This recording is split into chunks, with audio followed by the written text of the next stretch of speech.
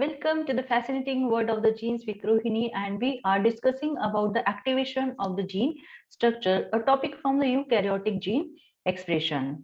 In that, we have seen that for the activation of the gene, there has to be the disassembly of these nucleosomes, and the promoter it has to be free so that there will be the transcription of the genes. And for that purpose, there is a need of the chromatin remodeling complexes, and there has to be the histone modification. In the last video, we have seen that how the histone modification it is done, and the histone modification how it is going to help in the activation and the repression of the genes. Today's video it is concerned about the chromatin remodeling complexes. Now, what do you mean by the chromatin remodeling? Now look at this figure. Here, these are the nucleosomes, okay, and here the this nucleosome they are the disassembled. So there is a remodeling, that is a restructuring of these nucleosomes, chromatin. So this it is called as the chromatin remodeling, and the proteins which are involved in that are called as the chromatin remodeling complexes. So the chromatin remodeling complexes allow the access to the DNA by the temporary modifying the structure or the composition of the nucleosome. Chromatin remodeling complexes, its major role it is in the regulation of the gene expression. So chromatin remodeling complexes, they are allowing the access to the promoters so that there will be the activation of the gene, that is the genes they are going to be transcribed. And at the same time, after completion of the expression of the genes, that is the level of the proteins or the level of the gene product when it has been maintained, at that time the gene it has to be switched off, and for that purpose there has to be the prevention of the transcription. So the chromatin remodeling complexes they are again allowing the repression of the genes. So here chromatin remodeling complexes they are involved into the expression of the genes, and they are also involved into the repression of the genes. The promoter sequences they are getting exposed, like here we can see this, it is a tata box which is a promoter sequence. It is getting exposed when the chromatin remodeling complex it is going to act on it, and after completion of the function again there will be the reassembly of this nucleosome. It is like how at your home there is a party, so you are going to decorate your room or decorate your hall, and after completion of the party then you are going to remove all the decorative things, and again the things in your hall or in your room it is going to be repositioned. In the same way, gene expression, okay, it is also a party, it is also a function for the cell. So the number of proteins they are going to contribute in it, and that number of proteins they are going to disassemble these nucleosomes, and then there is a accession of this promoter, and after completion of the gene expression the product which has to be there when it has been synthesized, after that there is a no need of the expression of the gene, so that gene it has to be again repressed. So like how the party it is over means the product has been formed in a sufficient amount, so that this original structure it has to be again regained, and for that purpose also there is a need of the chromatin remodeling complexes. So the chromatin remodeling complexes it is going to disassemble the nucleosome, and again it is also going to be reassemble the nucleosome. Now, these chromatin remodeling complexes, they are also going to play the role into the DNA repair and also in the homologous recombination, or it is involved into the recombination. The chromatin remodeling complexes, they are made up of the accessory subunit and with the ATPases. Okay, and here the central core it is of the ATPases. As it is a chromatin remodeling complexes, as it is going to disassemble the nucleosome, it is requiring the energy, and that energy in the form of the ATP it is going to be used up. So here ATPases it is going to act on the ATP, it is going to hydrolyze the ATP, and the energy which is released, that energy it is going to be used for the purpose of the disassemble the nucleosome or to resolve the structure of the nucleosome. So the DNA it is getting free for the activation of the gene. Okay, And the accessory subunit, what they are going to do? They are going to regulate the enzymatic activity of the complex. It is going to interact with the transcription factors, other chromatin modifying enzymes, and it is going to guide the complex. Okay, what it is going to do? It is going to guide the complex to modify the DNA or the histones. Okay, so here not only the role of the ATPases it is important, but the role of the accessory subunit it is also important. Now, how these chromatin remodeling complexes they are going to work? That is the mechanism of the action of these chromatin remodeling complexes. First one, it is a sliding.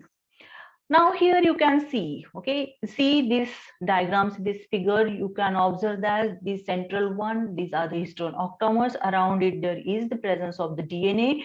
There is a DNA, two turns of the DNA, they are present. Okay, and here this red one and this blue one, these are the two patches which are interacting with this histone octamer. It has been shown into this figure. Now, the sliding movement, what it is going to do, the position of the histone octamer over the DNA, it is going to change. It is like how you are sliding on a slide in the garden. Okay, when you start the sliding, you are on the top of the slide, and when you are sliding, after sliding, you are at the bottom. Means your position it is going to change from the top to bottom. In the same way, here also there is a change into the position. Okay, so here you can see that. Okay, this red one it has been displaced here. Okay, and here and the histone octamer it has been it has been slide on this side. Okay, so this sliding it is allowing the free of the DNA. Here you can see in this diagram, okay, this one, how there is a mechanism of, okay, how there is a mechanism of the sliding. Chromatin remodeling complexes they are going to bound with this nucleosome. Okay, and this chromatin remodeling complexes not only they are going to interact with the DNA, they are also going to interact with the histones. Here you can see, okay, this one, okay, this green one, it is a ATPase domain. Okay, and this it is interacting with the DNA also, and it is also interacting with the histone octamers also. Okay, so here when there is a chromatin remodeling, at that time chromatin remodeling complexes, that is the anti-repressors, they are going to come, and what they are going to do, they are going to, okay, they are going to give the twisting movement. Okay, and due to that twisting movement, now here you can see in the second diagram that there is, okay, and this one, okay, this linker DNA, okay, this linker DNA it has been pushed in at the nucleosome side. Okay, and due to that, okay, due to that, what has been happened here? Okay, here you can see there is the gap it has been created, that is a free DNA it has been created, and next it is going to form what? It is going to form a small loop. Okay, that is the sum of the DNA from the linker DNA, it has been pushed over the histone octamer, and from the another side, okay, the DNA it is getting free. That is, these new histone octamers, they are going to move along the DNA by the movement of whom? By the movement of this DNA. Histone octamer, it is going to move along the DNA by the movement of whom? By the movement of this DNA.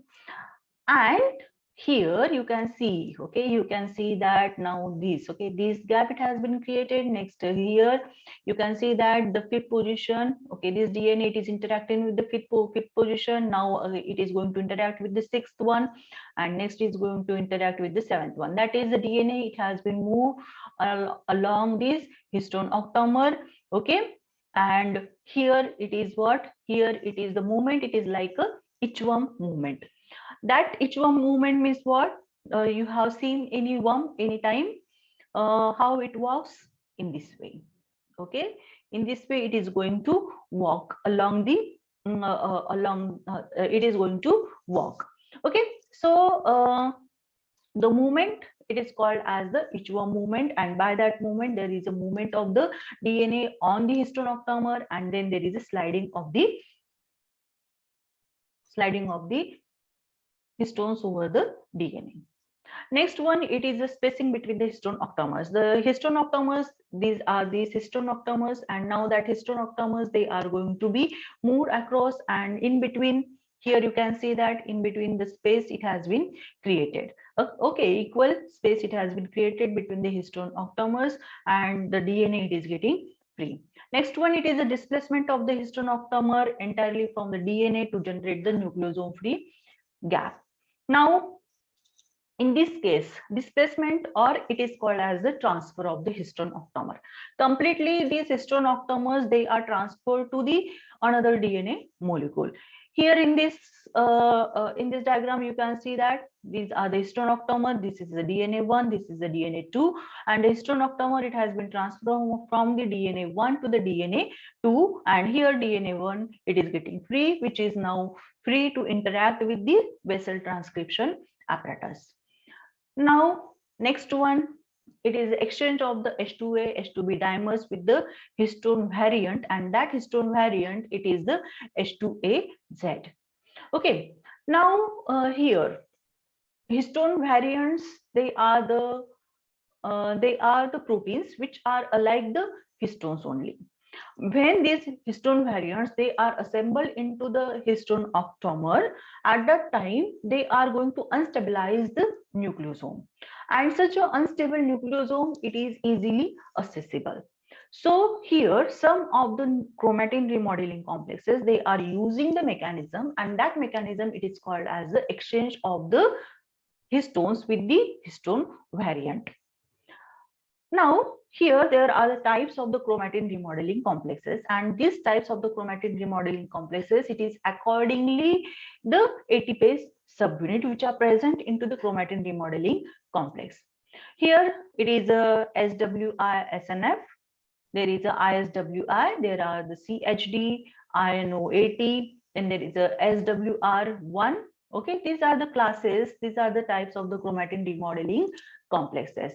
And from this, okay, from this SWI-SNF, it is going to show its mechanism of action by the sliding and by the transfer, that is a displacement. Okay, ISW and CHD, they are only going to show the mechanism, and that it is a sliding. Then INO80 and SWR1, it shows the mechanism sliding with the exchange of the histones with the histone variant. And these, okay, all these, okay, not all these, the SWI, SNF, ISWI, CHD, and SWR1, they are going to interact with the histones with the histone binding domains. So some of them, they are binding with the bromodomains, some they are going to bound with the chromodomain PhD finger. Okay, in this way, these chromatin remodeling complexes, they are going to interact with the histones also. Now we will focus on how there is an activation of the genes. Here, first example, it is of the HO gene. In the Saccharomyces cerevisiae, it is the ACE. The HO gene, it has been activated.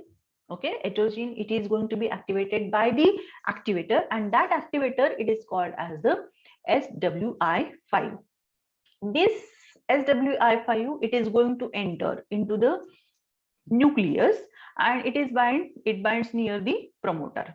Okay, after binding, what it is going to do, it is going to load the SWI-SNF complex, and after loading the SWI-SNF complex, it is going to leave the site. Okay, and this mechanism, it is called as a hit and run mechanism. Means what? Chromatin remodeling complexes, the antirepressors, they are not going to bind to the genes or bind to the DNA by themselves. They has to be loaded. Okay, they has to be loaded over the DNA, and these antirepressors, they are going to bound with the DNA sequences, and that DNA sequences, they are the non-specific. These antirepressors, chromatin remodeling complexes, they are going to be loaded over the DNA by the activator, and that activator, it is a true activator. The true activators, these are the activators which are the tissue specific, and they are only going to decide that which genes it has to be activated. That is, for one gene there is a one type of an activator it is present, and when that activator it is present into a cell, that activator it is going to bound with some that particular gene, and then it is going to activate. And for the activation, what is required? The chromatin remodeling complexes, they are required. So the activator, true activator, now it is going to equipped, it is going to load the chromatin remodeling complexes. Like how here SWI5, it is going to load the SWI SNF. And after completion of the function, this SWI5 it is going to leave, but not all the not all the true activators, they are going to leave the site where it has been bound. In this case, SWI5, it is going to leave the site where it has been bound after loading the SWI SNF. Next example, it is of the PHO gene. Okay, activation of the PHO gene. PHO gene, it is the gene which is getting activated when there is a starvation for the phosphate. Now here you can see the structure of the gene. Okay, here you can see here it is a UASP2. Okay, U stands for the upstream, A activating, S it is a sequence. So there are the two upstream activating sequences. These upstream activating sequences, they are allowing the activators to get bound. Okay, and where they are present, this it is what? This it is a linker DNA. Okay, this it is a linker DNA. On this linker DNA, who is present? The upstream activating sequences, they are present. Okay, and to this upstream activating sequences, who is going to bound? The activator is bound. And for the PHO gene activation, okay, for the PHO5 gene activation, there is a need of the activator, and that activator it is a PHO2 and the PHO4. Now here, this upstream activating sequence 1, this one, okay, and this upstream activating sequence, this pink one, it is upstream activating sequence 1, and this yellow one, it is upstream activating sequence 2. So the upstream activating sequence 1, the PHO2, it is going to bound, and at the upstream activating sequence 2, the PHO4, it is going to bound. Now look at the diagram carefully. What do you observe? This yellow patch, it is interacting with whom? It is interacting with this nucleosome. Okay, that is, it is a part of the nucleosome. It is interacting with the histone octamer. Upstream activating sequence P2. Okay, this yellow one, it is where, okay, this yellow part, it is interacting with the histone octamer. And this it is a site for whom? PHO4. That is here, these two.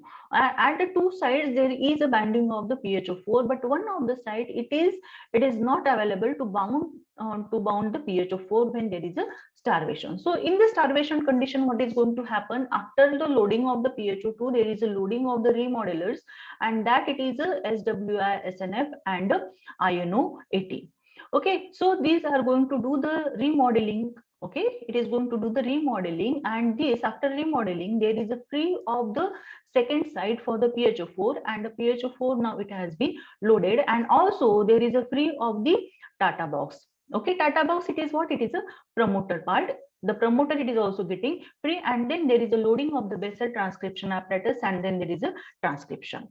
Okay, so here, okay, so here, not only it is important that the promoter has to get free, but some of the time the sequences, okay, the sequences where the activators it has to bound, it has also be get free from the nucleosomes, and for that purpose also there is a need of the remodeling complexes. And here the remodeling complexes which are used, it is SWI SNF and INO80. And here you can read here the histone chaperones ASF1, it is used. Okay, and here when these remodelers, they are going to act on this nucleosome, at that time SWI SNF, its mechanism of action, it is what? It is going to slide It is going to show the sliding mechanism, and also it is going to do the transfer or the displacement of the histones. The histones which are released from here, that they are going to be accepted by the ASF1. Okay, the removed histones, it is going to be received by the ASF1, and in this way these histone chaperones, they are involved into the expression of these genes. Now it is not always, okay, it is not always that there has to be the free of the promoter for the activation of the gene. It has been, okay, it has been seen that in the MMTV, okay, the promoter of the MMTV, it is it is getting activated when it is in the form of the nucleosome only. Now how it can happen? Now in this diagram you can see, okay, you can see here, okay, when the chromatin remodeling complexes, they are going to act on the nucleosome, at that time what you find that such a type of and loop structures, they are going to be formed. And when such a type of and loop structure it is going to be there, this loop structure actually it is a free DNA.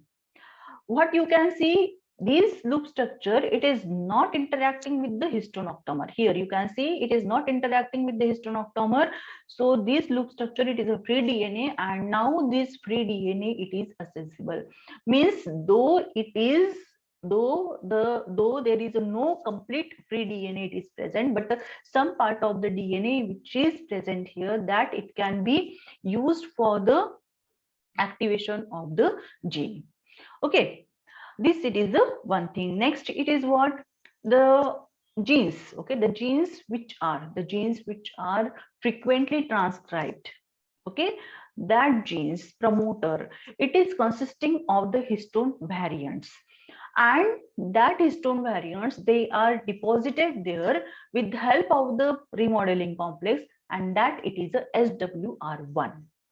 SWR1, it is a remodeling complex which is allowing the exchange of the histones with the histone variant. So it is going to deposit the histone variant, and that histone variant, it is a H2AZ. Here it is the example of the gene, it is of the RNA polymerases 2, okay, which is frequently transcribed, and this RNA polymerases 2 promoter, it is consisting of the histone variant, and there are number of genes, okay, there are the number of genes which are always expressed, and that genes, they are with these histone variants. Why with the histone variants? Because the histone variants, they are going to destabilize the nucleosomes, and due to that destability of the nucleosome, the accession of the genes, it is very easy.